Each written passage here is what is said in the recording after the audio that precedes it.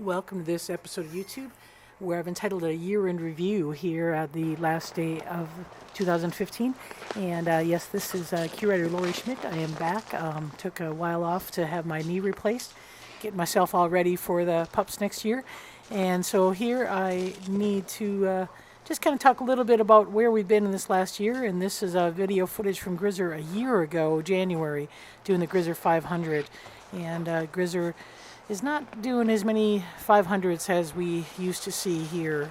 He had a little bit of a bout with some lower liver enzymes earlier this year that kind of caused a little bit of a decline in Grizzer. So we're getting him back. We're been working on some treatments and making sure he feels well, but we're also reminded that he is nearing 12 years of age, and in our experience that's been kind of the start of some of the decline of our older wolves. So every day we cherish with Grizzer. In the exhibit pack, again, a year ago in January, we had winter, we had snow. We're just getting some snow conditions here. Wolves were active. Wolves were definitely enjoying the weather.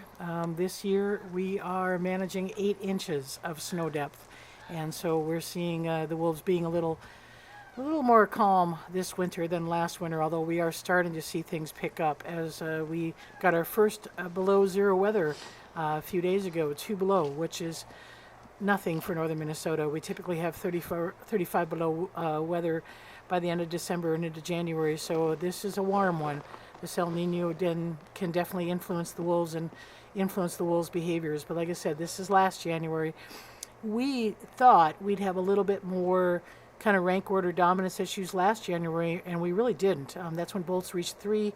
We thought he would push Aiden a little bit, but as you can see here, Aiden was pretty strong and pretty active.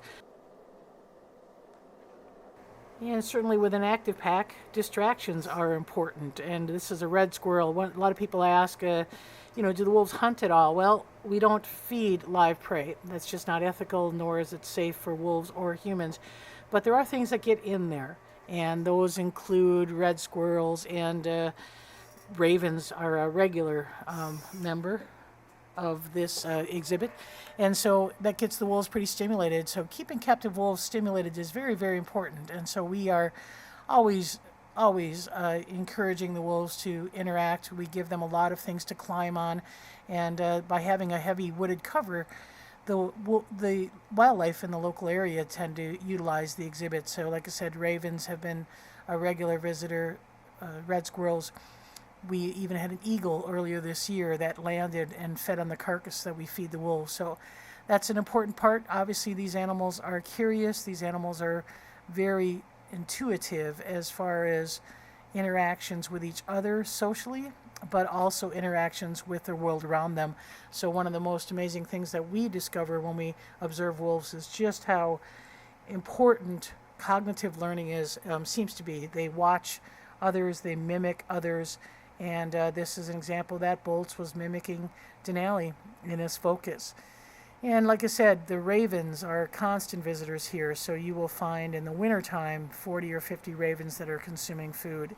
So as the winter ended, we started again seeing the wolves in their summer coats, so they lost all that undercoat, and so they look a little bit skinnier, a little bit different. Aiden here, we are treating for a little bit of a distended belly, not certain what it is, but we seem to have got a treatment that helps process food a little bit better. He's had an autoimmune disorder for years, and this could very well be something related to that autoimmune disorder.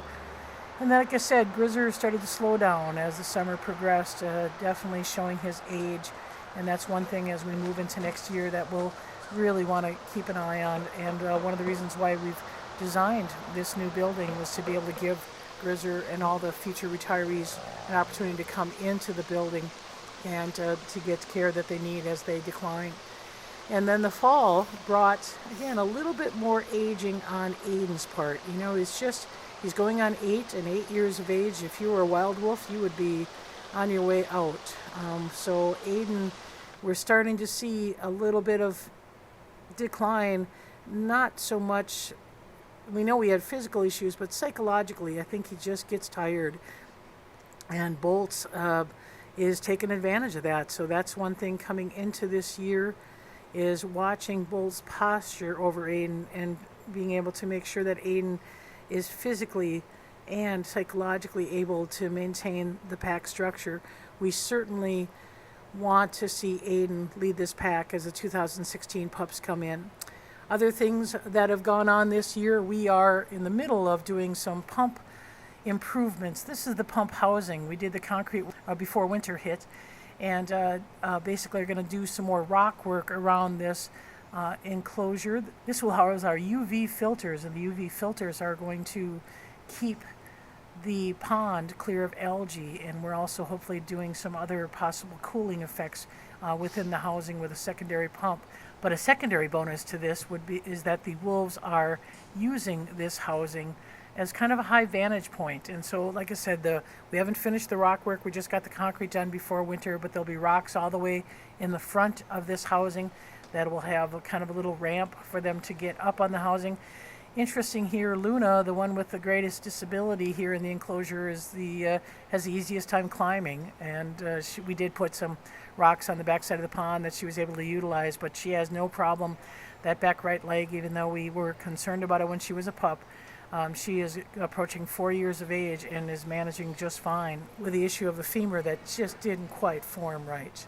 And so we're keeping an eye on that. Like I say, we're watching social engagements. Bolts and Aiden here doing some very social greetings this December. This was just filmed a few weeks ago.